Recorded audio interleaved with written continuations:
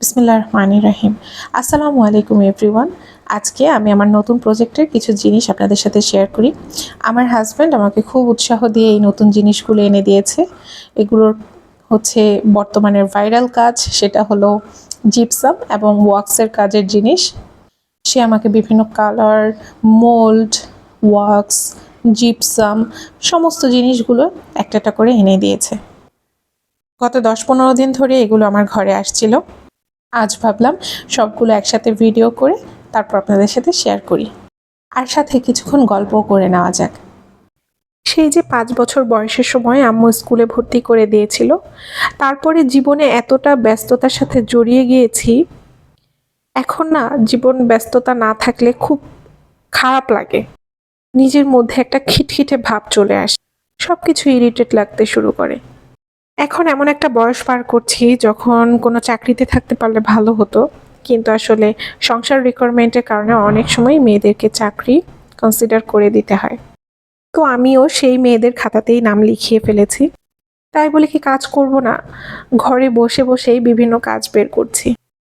কি করা যায় কি করা যায়, সারাদিনই মাথার মধ্যে এটাই ঘুরপাক খায়। আর সেই ঘুরপাক থামাতেই আমার হাজব্যান্ড আমাকে এই জিনিসগুলো এনে দিয়েছে।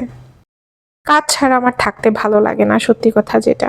অনেকেই ভাবে সারাদিন বাসায় একা একা কি করে। অনেক কিছু করি ভাই, আমি চুপচাপ বসে থাকার জিনিস না।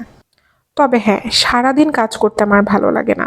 আমার মনে হয় আমি নির্দিষ্ট কিছু টাইমে কাজ করব, গুছিয়ে ঝটপট সব কাজ করে তারপরে আমি আমার নিজের মতো শুয়ে বসে থাকবো, মোবাইল টিপবো, গল্পের বই পড়বো, চা খাবো। যখন আমি স্কুল কলেজে পড়তাম তখন আমার একটা অভ্যাস ছিল, আমি পরীক্ষা দিতে যাওয়ার আগে বসে বসে টিভি দেখতাম। আমার আম্মু প্রচণ্ড বিরক্ত হতো, আজও বলে এই মেয়ে পরীক্ষাতে যাওয়ার আগে পড়া রিভাইজ দেওয়া বাদ দিয়ে টিভি দেখে, এর রেজাল্ট ভালো হবে কি করে। তারপর যখন রেজাল্ট আসতো বলতো কে খাতা দেখছে, কে নাম্বার দিচ্ছে তোকে, তুই পাশ করলি কেমনে। আসলে কি বলবো, স্টুডেন্ট লাইফে আমি একটু আজীবই ছিলাম। মানুষ পরীক্ষার আগের রাতে রাত জেগে পড়াশোনা করে, আমার কোনো সময় রাত জাগতে ইচ্ছা করতো না। আর স্ট্রেস কমাতেই টিভিটা দেখতাম। কি করব বলেন, আমি না এমনই। কাজের জন্য আরাম কনসিডার করতে রাজি না, আর আরামের জন্য কাজে গাফিলতি করতে রাজি না।